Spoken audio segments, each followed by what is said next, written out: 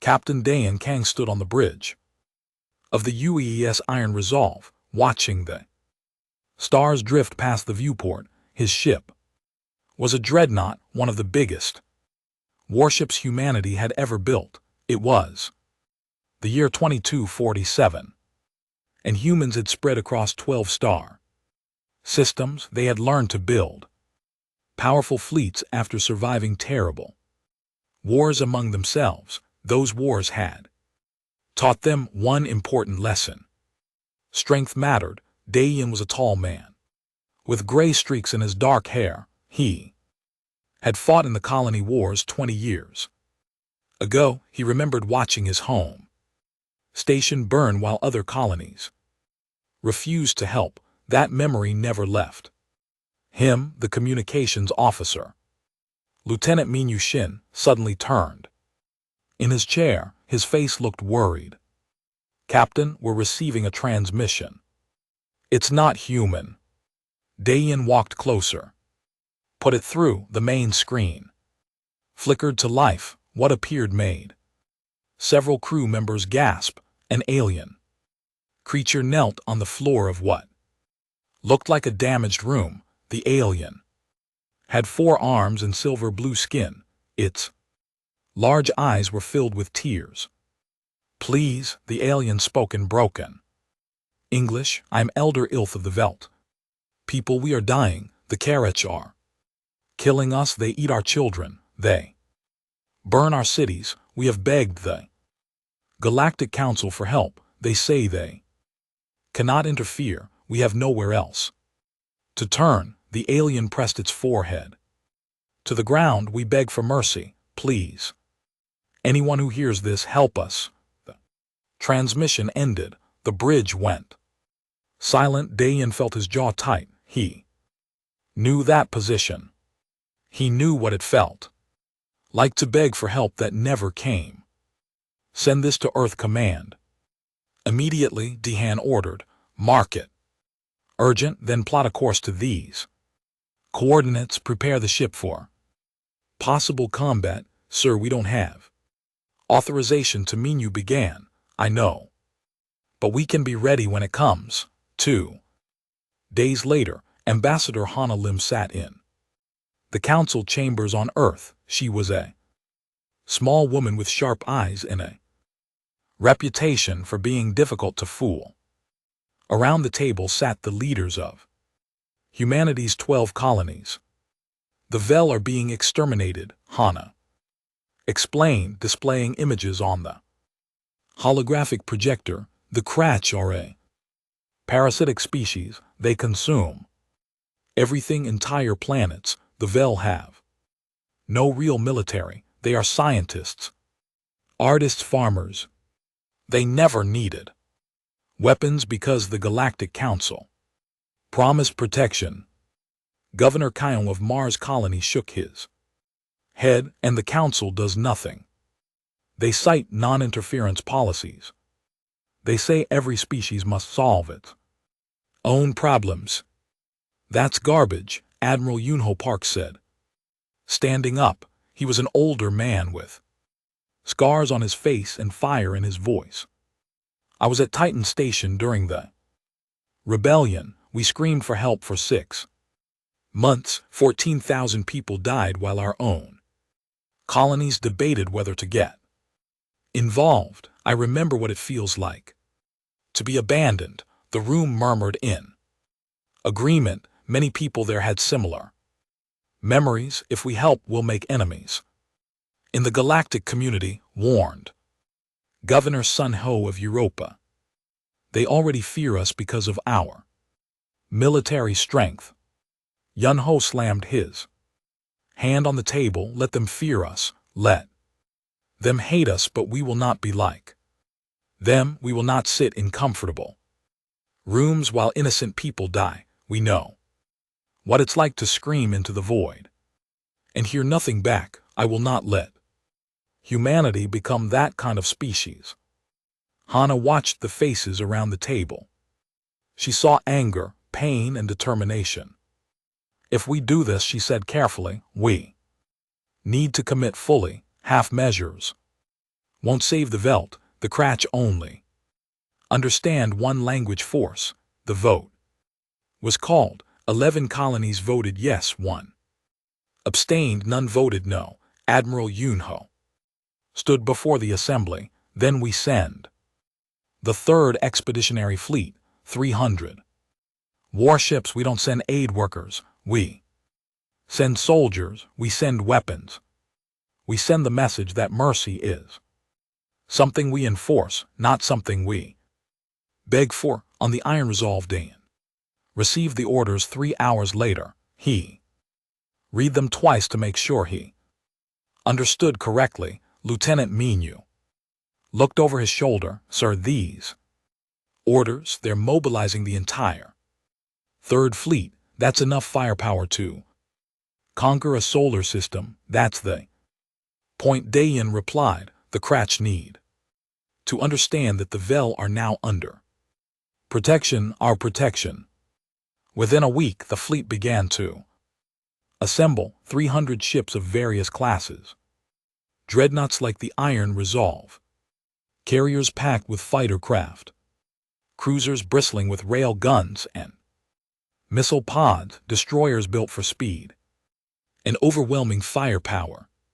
Commander Su Jihan arrived on the Iron Resolve to take command of the tactical operations. She was young for her rank, only 32, but she had never lost a battle. Her strategies were studied in militarisms across human space. Captain Kang, she greeted Dayan with a crisp salute. I've reviewed the intelligence.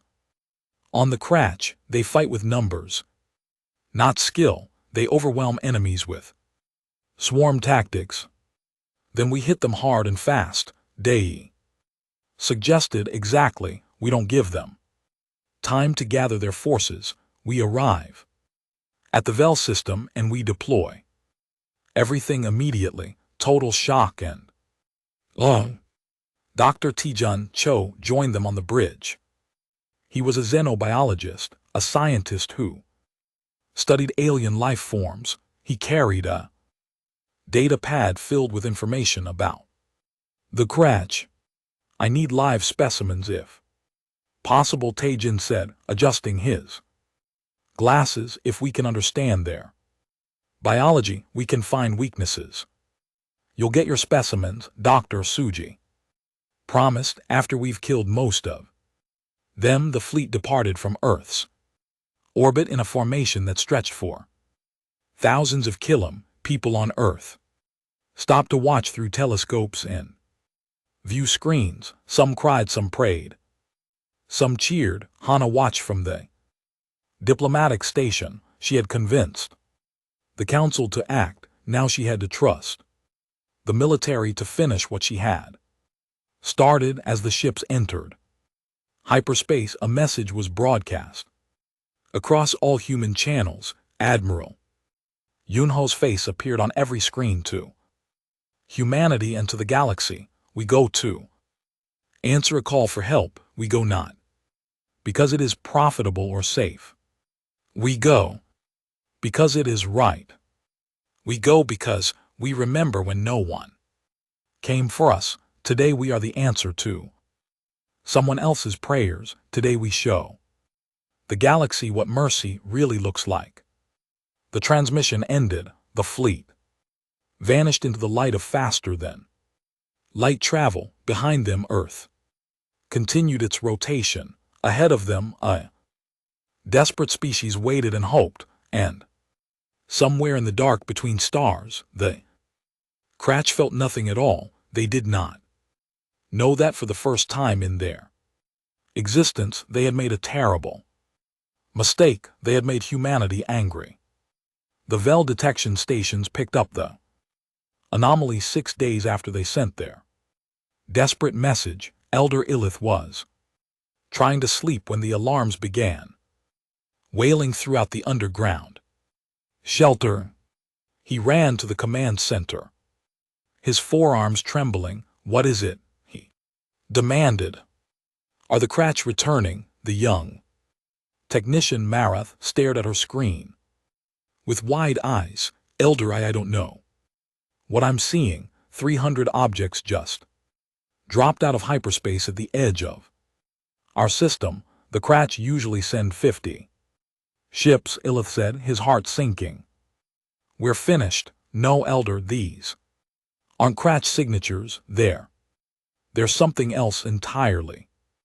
On the Iron Resolve, Captain DeHun watched the Vel home world appear on the view screen. It was a beautiful planet, covered in blue oceans and green continents, but he could see the damage.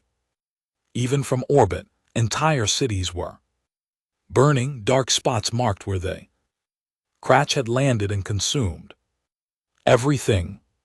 Open a channel to the Velth, Dayan ordered. Moments later, Elder Illith's face appeared on screen. The alien looked terrified at first, then confused as he saw the human bridge. Crew, you came, Illith whispered. We sent the message to everyone. No one answered. Who are you? We are humans, DeHan said simply. You asked for mercy. We brought the means to deliver it. Illith looked like he might cry. We expected aid workers, medical supplies, perhaps food for our refugees. We brought those too, Dion confirmed. But first we brought something more important. We brought warships. We brought soldiers. We brought the promise that you will never have to beg again. Commander Sujihan was already coordinating the fleet deployment. Her fingers moved across holographic controls as she positioned each ship with precision. Carrier groups Alpha through Delta. Establish high orbit, she commanded. Battleship squadrons form a defensive sphere around the planet. Cruiser wings begin patrol patterns. I want every approach vector covered. If a Kratch ship so much as thinks about entering this system, I want it dead before it gets within weapons range. The fleet moved like a well-trained organism. Within 2 hours, the Vel home world was surrounded by more military power than had ever been seen in this sector of space. Dr. Tijin Cho landed on the planet's surface with a team of scientists and soldiers. The Vel shelters were crowded with refugees. Tijin saw children crying, parents with missing limbs, entire families huddled together in fear. A VEL doctor named Celeste approached him cautiously. Are you the humans? Yes, Tijun replied. I'm a doctor, a scientist. I study alien biology. Why did you bring so many weapons? Kath asked. The Galactic Council always said military force was primitive. They said advanced civilizations resolve problems through dialogue. Tijun looked at the wounded refugees around them. He thought about how to explain humanity's philosophy in a way the Vel would understand. Tell me, Dr. Selith, did the Kratch want to talk? No, they only wanted to consume us. Exactly. Dialogue works when both sides want peace, but the Kratch don't want peace. They want to eat you. Against such an enemy, kind words are useless. You need guns. Selith's eyes widened. But violence is wrong. No, Tijun said firmly. Violence against the innocent is wrong. Violence to protect the innocent is justice. There's a difference. 3 days later, the Kratch arrived. Their scout fleet consisted of 70 bioships, living vessels grown from harvested genetic material. They looked like massive insects with weapons grafted onto their bodies. Suji watched them approach on her tactical display. She felt no fear, only cold calculation. Contact in 15 minutes, Lieutenant Minyu reported from his station. They're not slowing down. Aggressive approach vector. They're used to easy prey. Suji observed. Let's teach them about hard targets. All ships weapons free. Fire On my command, the Krat ships entered. Weapons range, their biological cannons. Charging with stolen energy, fire, Suji said calmly. The human fleet opened up. With everything it had, railgun rounds. Traveling at relativistic speeds punched through Krat's biohips like paper. Nuclear-tipped missiles vaporized entire clusters of enemy vessels, laser batteries carved through organic armor. As if it didn't exist, the battle lasted 11 minutes, not a single human ship took damage. 70 CR vessels became expanding clouds of debris and frozen biological matter. Elder Illith watched the battle. From the surface, he had never seen anything like it. The humans fought with terrifying efficiency, no hesitation, no mercy, just cold, calculated destruction. They're not like the other species in the galaxy, he said to Sith. No, the doctor agreed. There's something else. Entirely, something dangerous. Something that fights for us, Illith corrected. On the Iron Resolve, Dayan walked to the observation deck where Ambassador Hana Lim had been watching the battle. She had arrived with the fleet to coordinate with the Vel government. The Vel are frightened of us, Hana said without turning around. I can see it in their faces. Better they fear us than be eaten by the Kratch, Dion replied. Is it? What if we've just traded one dangerous species for another in their eyes? Dayan considered this. Then we'll prove them wrong. We'll protect them. We'll teach them to protect themselves. And when they're strong enough, we'll leave. But not before. Hana smiled slightly. You're more of a diplomat than you think, Captain. Across the galaxy, other species watch the events unfold through their own monitoring systems. The Karathi Federation, one of the most powerful civilizations in known space, called an emergency session. Ambassador Wellex of the Karathi addressed the chamber. This human species has just demonstrated military capability far beyond what we estimated. They destroyed a Kratch scout fleet in 11 minutes without losses. Our own fleets would have struggled with such a force. What do we know about them? Another delegate asked. They are young, violent. Their entire history is warfare. They colonize their own star system through conflict. They fight each other constantly. And now they're fighting for others. Well noted. That may be even more concerning.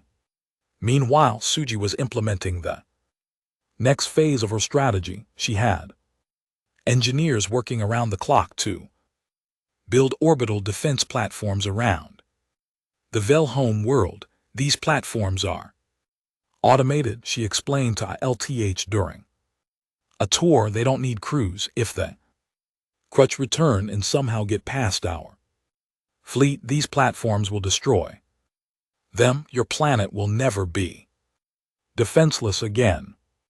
This is incredible, Illith said, watching the construction. But we cannot operate such weapons. We don't have soldiers. Then we'll train some, Suji replied. Any Vel who wants to learn, we and LT Unk and GT LL teach them. It's time your people learn that peace isn't a gift, it's something you defend. That evening, Dr. Tijin made a breakthrough in his research. He had been studying the remains of the Krat ships, analyzing their biology. Captain Dahyun, you need to see this, Tajin said urgently over the comm. In the laboratory, Taejun showed his findings. The Kratch are a hive mind. They're all connected through biological quantum entanglement. But look at this. He pointed to a graph. Their neural connections are vulnerable to electromagnetic interference. A strong enough pulse would scramble their Coordination. Day leaned forward. How strong? Very strong. We'd need specialized equipment. But if we could deploy it during a battle, the carriage fleet would fall apart. They'd be fighting as individuals instead of a coordinated swarm. Build it, Dean ordered. Build as many as you can. When the main carriage fleet arrives, we'll be ready. On the planet below, young Vel began volunteering for military training, hundreds at first, then thousands. They had seen their world burn. They had buried their dead.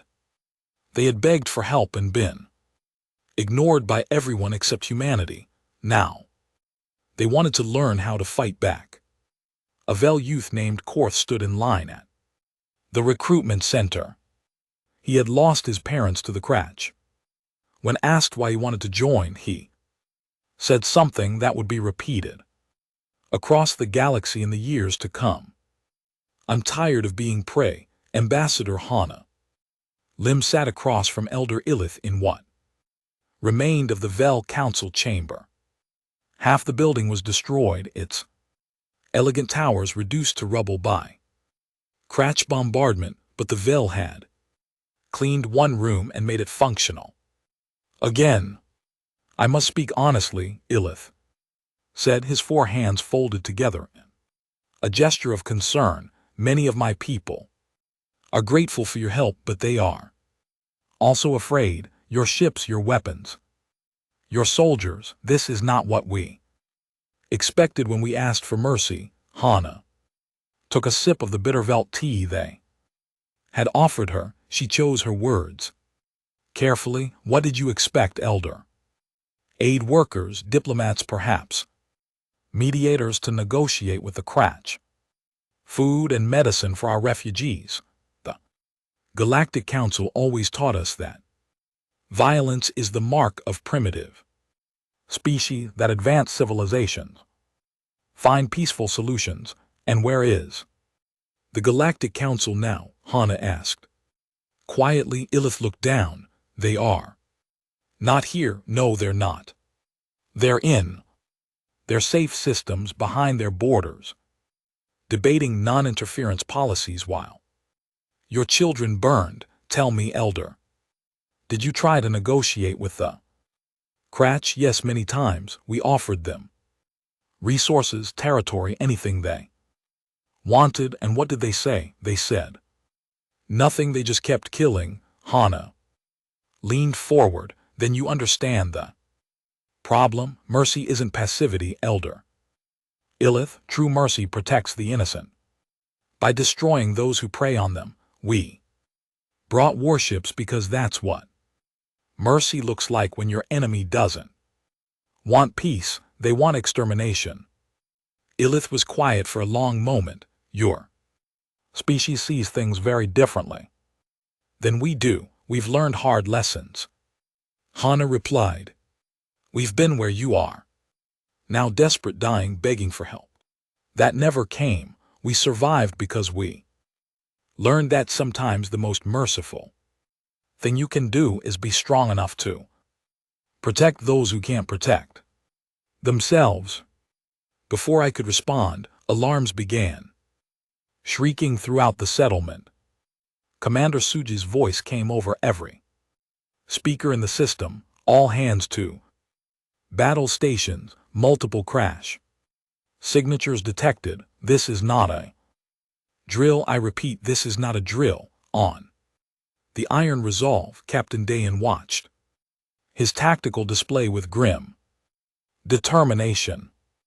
What he saw made his blood run cold. How many? He asked. Lieutenant Minyu checked his readings 3 times before answering. 2,347. Ships, sir. It's their main hive fleet. The bridge went silent. The human fleet had 300 ships. They were outnumbered nearly 8 to 1. Get me Commander Suji, Dayan ordered. Suji appeared on screen from her command carrier. If she was worried, her face didn't show it. I see them, Captain. They're coming in a classic crash swarm formation. No tactics, just overwhelming. Numbers, recommendations. We use the asteroid belt, the VEL system. Has a dense field between the fourth and fifth planets. We draw them in, use the rocks for cover, and hit them with everything we have. Dr. Tijen's EMP weapons should give us the edge, and if the EMPs don't work. Suji smiled coldly. Then we do it the old-fashioned way. We make them pay for every meter of space they take. The human fleet repositioned, moving into the asteroid belt like predators setting an ambush. Dr. Tae-jin worked frantically in his laboratory, overseeing the final preparations of his EMP weapons. Are they ready? Captain June asked over the comm. We have 12 devices ready for deployment, Tae-jun reported. I've modified cargo ships to carry them. They're basically flying bombs now. Get them close to the crash formations and detonate. The electromagnetic pulse should scramble their hive mind connections, should this is untested technology, Captain. I'm 90% certain it will work, and the other 10% we die, Tae-jin said it matter-of-factly without fear. Just honest assessment. The crash fleet entered the asteroid belt like a swarm of locusts. Their bio ships moved in perfect synchronization. Thousands of vessels acting as one massive organism. Wait for it, Suji commanded. Let them get deep into the field. The tension on every human ship was palpable. Soldiers gripped their weapons, pilots sat ready in their fighters, gunners locked onto targets. Now, Suji said, deploy the EMP vessels. 12 modified cargo ships, piloted by volunteers, accelerated toward the crash formations. The enemy fired on them, destroying 3 before they reached their targets. 9 made it through. The explosions were unlike anything the galaxy had seen. Massive electromagnetic pulses radiated outward, invisible but devastating. The crash fleet suddenly stopped moving in perfect unison. Ships collided with each other. Formations broke apart. The hive mind was disrupted. It worked, Tae-jin shouted. They're fighting as individuals. Now all ships open fire, Suji commanded. The human fleet erupted from the asteroid field like avenging angels. Rail guns fired at maximum rate. Missiles streaked through space in countless thousands. Fighters swarmed around the disoriented crash vessels. But the crash had numbers. Even confused and disorganized, they were still deadly. The destroyer UES Relentless took a direct hit from a crash bio cannon. Its hull breached. 37 crew members died in seconds. The cruiser UES Defiant rammed a crash cluster ship rather than let it reach the planet. Below, all hands lost. The carrier UES Thunderchild launched wave after wave of fighters, even as crash boarding pods attached to its hull. The crew fought deck by deck, refusing to yield. Ambassador Hana watched from the surface as the battle raged in the skies above. The Vel gathered around viewing screens, witnessing humanity's sacrifice. They're dying for us, Elder Illith whispered. Why would they do this? Because it's right, Hana said.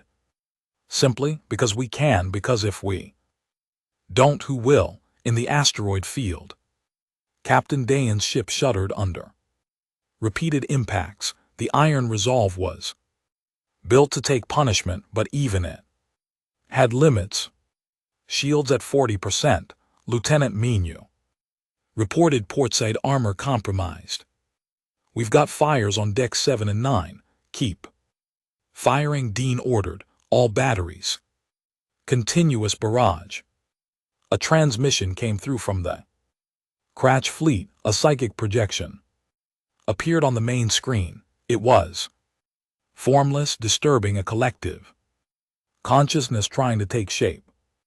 Cease your resistance, the Karaj. Queen's voice echoed.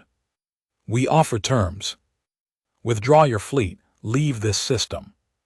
We will consume only half the VL population, the rest may live. The Hun stared at the projection with contempt. You don't understand humans at all, he said. We don't negotiate with genocidal parasites. You never gave mercy, you never showed compassion, you just took and consumed and destroyed, and now you ask for terms, now you want to negotiate. He leaned forward in his chair, his voice hard as steel. Here are our terms.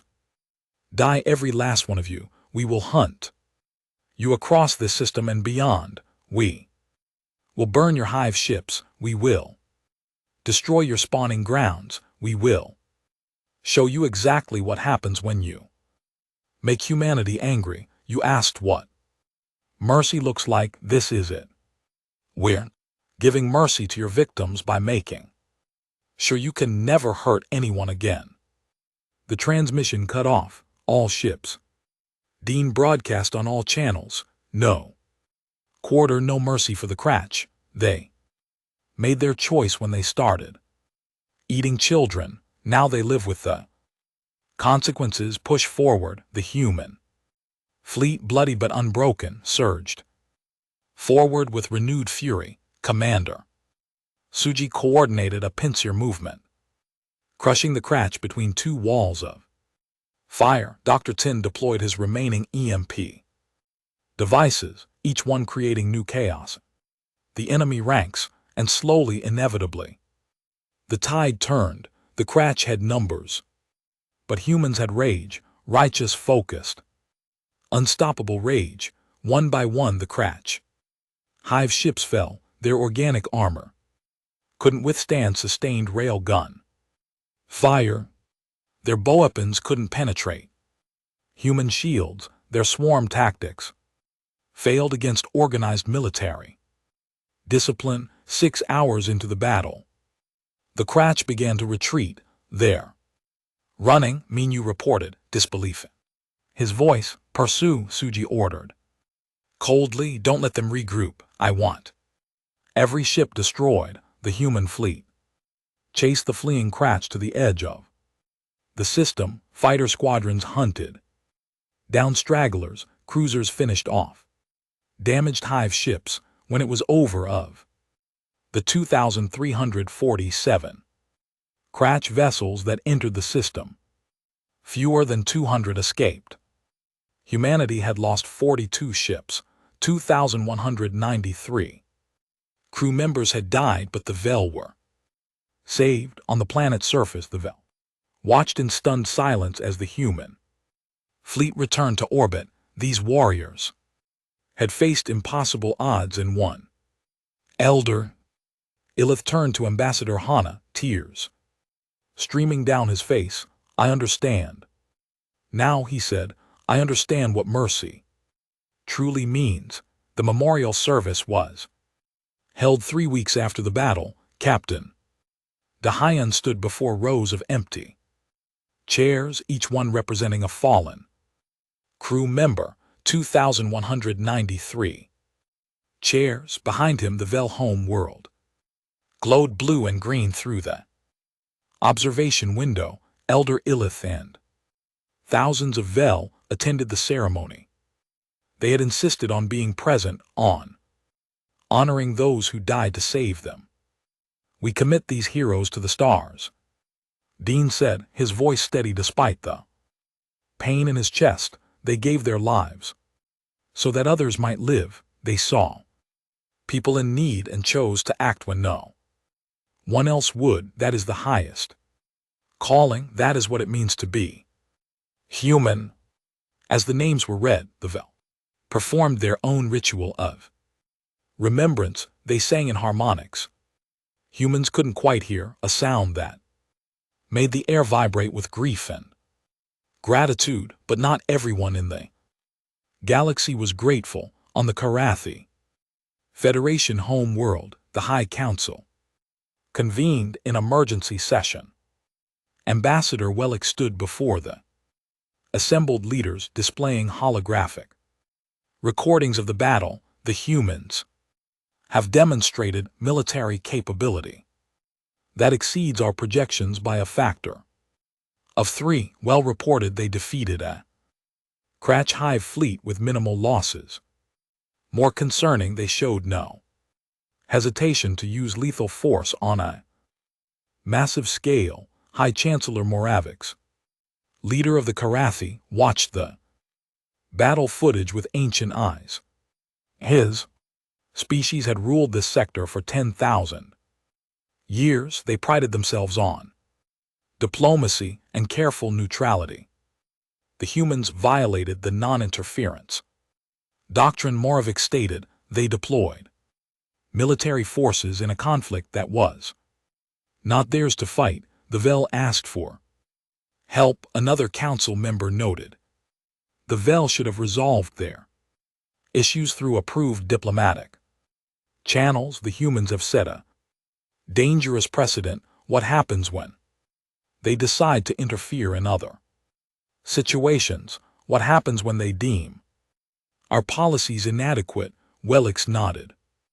I recommend we issue an official demand for human withdrawal from the VET system. They must disarm and submit to galactic peacekeeping oversight. The vote was unanimous. Admiral Yunho Park received the Karathi demand 3 days later. On Earth, he read it once, then read it again to make sure he understood correctly.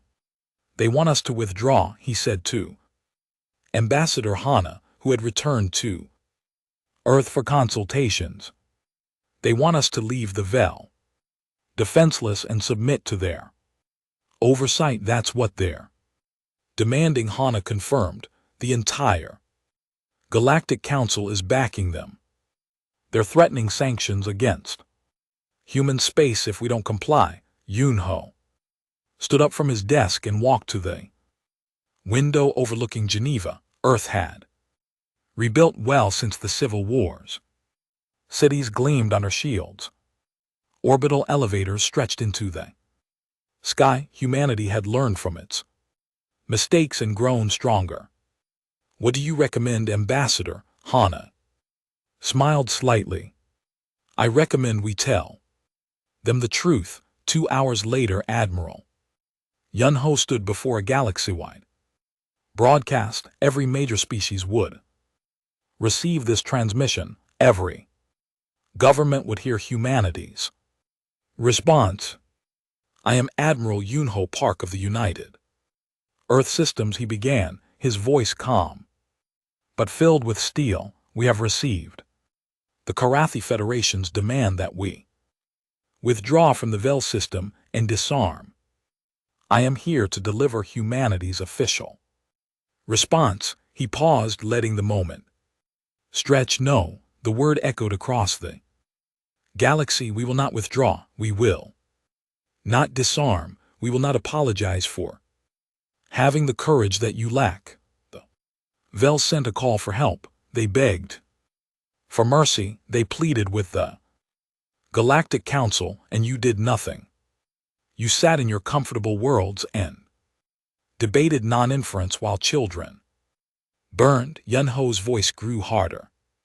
Humanity does not have the luxury of such cowardice. We remember what it's like to be abandoned. We remember screaming for help and hearing only silence. We swore we would never become the kind of people who ignore such cries. So yes, we sent warships. Yes, we used military force. Yes, we killed the Kratch who were committing genocide, and we would do it again. He leaned toward the camera. To the Galactic Council, understand this. We did not ask for your permission, and we will not beg for your forgiveness. The Vet are under human protection now. Anyone who tries to harm them will answer to our fleet.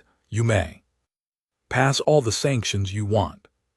You may condemn us in all your councils, but you will not stop us from protecting the Innocent, the transmission ended. Across the galaxy, reactions varied wildly.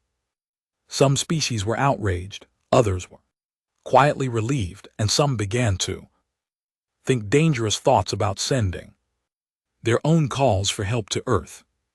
Commander Suji Han stood in a training facility on the Vel home world, watching the first class of Vel soldiers learn hand-to-hand combat. They were awkward at first, their forearms creating coordination problems, but they were learning. A young Vel named Korth approached her. After the session, he had proven to be one of the most dedicated students. Commander, may I ask you something? Of course. Why are you teaching us to fight? You've already saved us. Your fleet can protect our world. Suji considered her answer carefully. Because we won't always be here, Kor. Someday, humanity will face our own crisis somewhere else. We need to know that you can defend yourselves. More than that, we want you to never feel helpless again, being able to protect yourself, your family, your world. That's freedom, real freedom. The Galactic Council says violence is primitive. The Galactic Council says a lot of things, but when you needed them, where were they? Suji put a hand on his shoulder. Never be helpless again, Kor.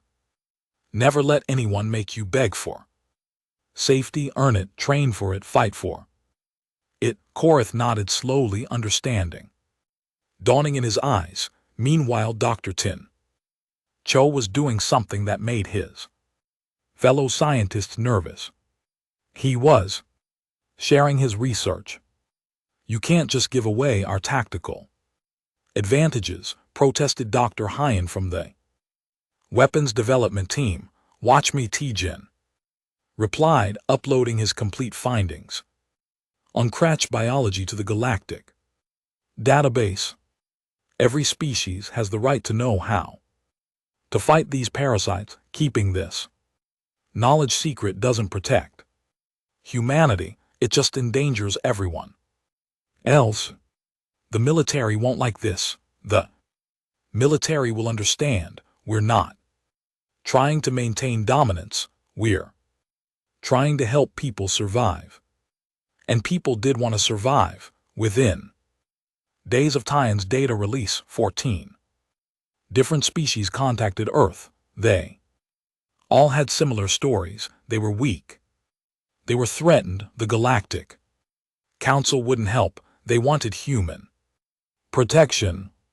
Ambassador Hana found herself negotiating protection treaties almost around the clock. Species she had never heard of were willing to accept human military bases on their worlds in exchange for defense guarantees. We're changing the entire power structure of the galaxy, she reported to Admiral Yunho. The Council is losing relevant. Species are coming to us instead of them. Good, Yunho said. Maybe now the Council will remember why they exist. They're supposed to protect people, not protect their own political comfort.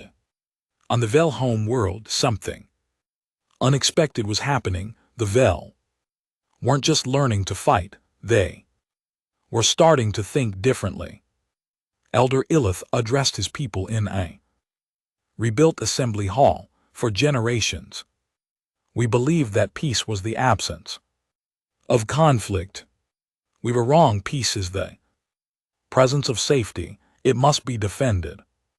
It must be earned. The humans have shown us this truth. The crowd of Vel, many wearing the new uniforms of their training military, listened intently. We will rebuild our world, but we will not return to helplessness. We will learn from our allies. We will become strong, and someday when another species cries out for help, perhaps we will be the ones who answer. The assembly erupted in agreement, a sound that would have been unthinkable months before. In human space, the cultural shift was Equally profound, humanity had always been divided, always arguing among its 12 colonies, but the vet crisis had united them in a way nothing else had. They had a purpose now, a mission. They weren't just surviving anymore. They were protecting others. Young people enlisted in the military in record numbers, not for conquest, not for glory, but because they believed in something larger than themselves. Captain Dean received a message from his daughter back on Earth. She was 17 and had just signed up for officer training. "I watched what you did, Dad," her message said. "I watched you save people who had no one else. I want to do that too. I want to be someone who answers the call." Dehan felt tears in his eyes as he watched the message. His daughter understood. She got it. This was who humanity was becoming. On the Karathi home world, High Chancellor Moravec reviewed reports with growing concern. Human influence was spreading. Species were defecting from the Council's traditional power structure. The old order was crumbling. "Perhaps," suggested one of his advisors, "we should have helped the Vel ourselves." Moravec said nothing. Deep down he knew his advisor was right. The Council had failed. They had allowed bureaucracy and political caution to override moral duty, and humanity had showed the galaxy what that failure cost. Across space, on dozens of worlds, the same conversation was happening. Species that had trusted the Council were asking hard questions. Why hadn't they helped the Velt? What would happen when the crisis came to their own worlds? And slowly, carefully, they began looking toward Earth for answers. The galaxy was changing. The old rules were breaking down, and humanity stood at the center of it all, carrying warships and offering mercy to those who needed it most. 6 months had passed since the Battle of VL. Captain Dayan stood on the bridge of his new flagship, the UES Covenant, watching representatives from 23 different species gather in orbit above Earth. Sight would have been impossible to imagine a year ago. "They're all here," Lieutenant Minu reported. The Vel, the Sarathi, the Quillan, even the Methri. 23 species in total, and all of them rejected by the Galactic Council when they asked for help. Dehan noted today was the founding ceremony of the Coalition of Free Systems, a new alliance built not on political convenience but on a simple principle: the strong protect the weak. Ambassador Hannah Lim was on Earth's surface, preparing for her new role. She had been elected as the coalition's first chancellor by unanimous vote. She stood before a mirror in her quarters, adjusting her formal uniform, nervous. Admiral Yunho asked from the doorway. Terrified, Hannah admitted, "We're rebuilding the entire political structure of this sector. What if we get it wrong? Then we'll fix it. That's what humans do. We make mistakes and we learn from them, but at least we're trying. That's more than the Galactic Council can say." The ceremony took place on a massive orbital platform constructed specifically for this purpose. Representatives from all 23 member species gathered in a circular chamber, designed so that no species sat above any other. Elder Illith of the Vel spoke. First, his people had changed dramatically in 6 months. They wore military uniforms now, standing straight with newfound confidence.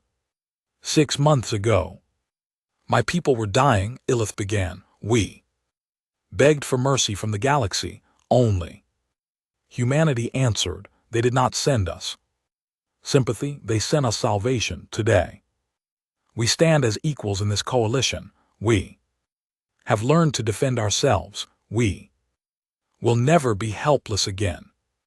Speaker Tarth of the Sarathi spoke next. His species was insectoid with crystalline exoskeletons that reflected light in rainbow patterns. The Kurach came to our world 3 weeks ago. Tarth said they expected easy prey. They found human warships and Sarathi soldiers trained in human tactics. We destroyed them utterly. We sent a message across the galaxy. We are no longer victims. One by one, each species told similar stories. Pirates had attacked the Quill and trade routes until human cruisers established patrol zones. Slavers had raided meth colonies until coalition rapid response teams hunted them down. The pattern was clear. Species that joined the coalition stopped being targets.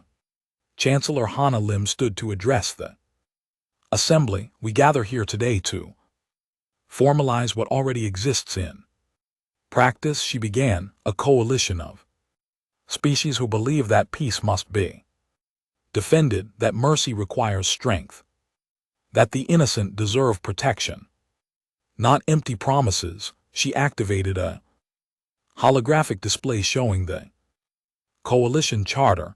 Every member species maintains their own military fleet.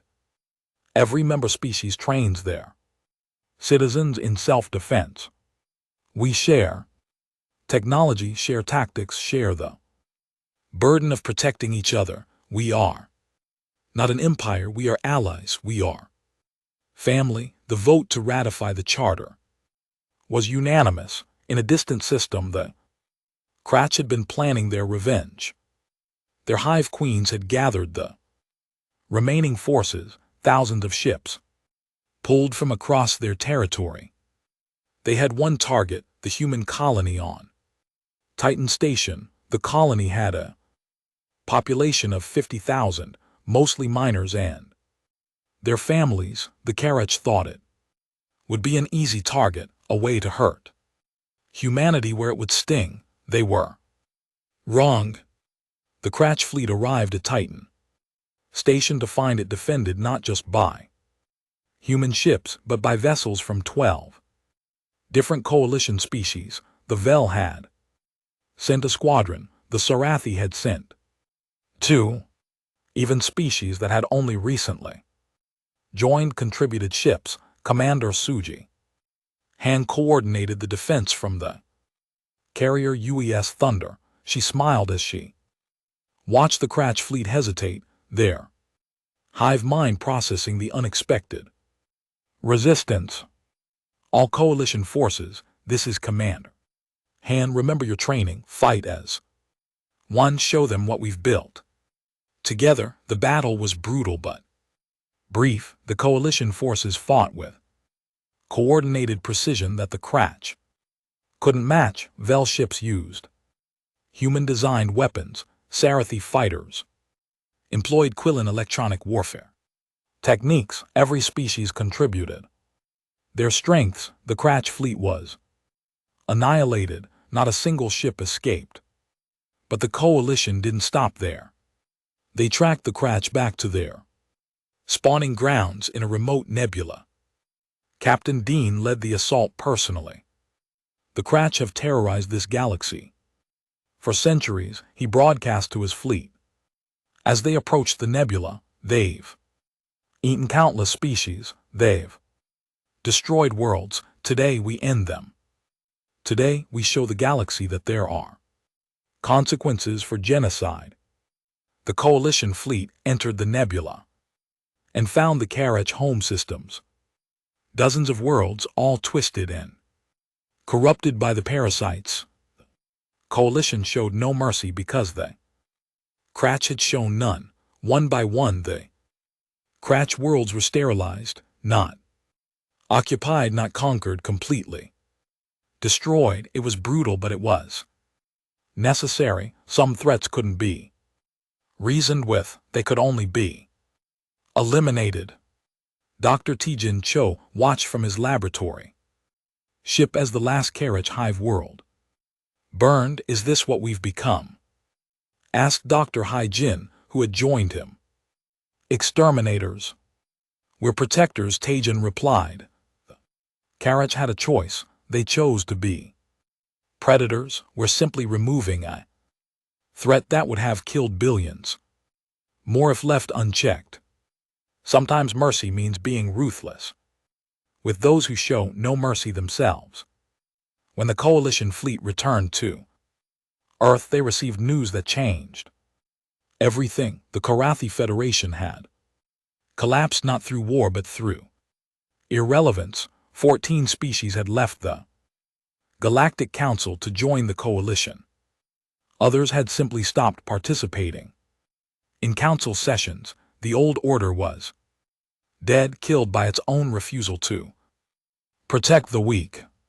High Chancellor Moravik sent a private message to Ambassador Hana. It was brief.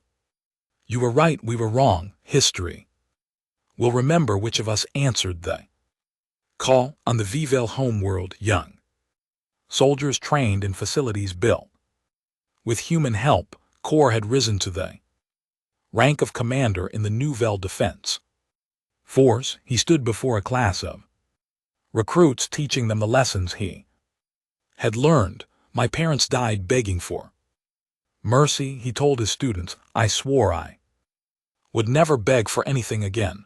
You are here because you made the same vow. We train not because we want war, we train so that we never need to beg for peace. The recruits listened intently. Many had similar stories. They had lost family to the crotch. They remembered what helplessness felt like. Never again. Captain Dayan was promoted to fleet admiral, commanding the coalition's rapid response forces. His new role was simple. When a member species called for help, he would answer immediately with overwhelming force. It was a role he embraced completely. We're not policemen, he explained to his senior staff. We're not conquerors. We're the people who show up when someone screams for help. We're the answer to prayers that the old council ignored. Ambassador Hana, now Chancellor Hana, established the coalition headquarters on a neutral station between human and space. It was a symbol. Humanity didn't dominate the coalition. They were partners with everyone else. The headquarters included something unique, a memorial wall. It listed every species that had asked the Galactic Council for help and been refused. Hundreds of names, thousands of lost worlds. Remember them, Hana said at the dedication ceremony. Remember what happens when good people do nothing. Let this wall remind us why we exist, why we fight, why we will never abandon those who need us. 1 year after the battle of Vel, representatives from 47 species had joined the coalition. Nearly half the known galaxy had chosen the new alliance over the old council. The Galactic Council still existed, but it was a shadow of its former self. The Karathi maintained it mostly out of tradition, but everyone knew the real power had shifted. Species that wanted protection came to Earth. Species that wanted justice joined the coalition. The old rules about non-inference were dead, replaced by a simple doctrine: the strong defend the weak or they're not strong at all. Commander Suji Han was invited to give a speech at the Coalition Military Academy, a new institution that trained officers from all member species. You come from different worlds, she told the diverse crowd of cadets, different cultures, different biologies, but you're all here for the same reason. You saw what happened when people who could help chose not to. You decided to be different. She paused, looking at the young faces before her. Mercy without Strength is empty words. It means nothing, but strength without mercy is tyranny. It's evil. Together, though, they become something else. They become justice. Real justice, the kind that protects the innocent and punishes those who prey on them. The cadets stood and saluted, a gesture adopted from human military tradition but now shared across dozens of species on Earth. Admiral Yunho stood before the memorial to the crew members lost at the Battle of Vel. Fresh flowers appeared there every day, brought by people who would never forget the sacrifice. "We did it," he said quietly to the empty chairs. "We changed the galaxy, not through conquest, not through domination, but by being brave enough to help when no one else would. I hope we made you proud." Across coalition space, similar memorials existed. The Vel had built shrines to the human soldiers who died. For them, the Sarathi composed songs about the battle. The Methri carved the names of fallen coalition members into crystal monuments they would not forget.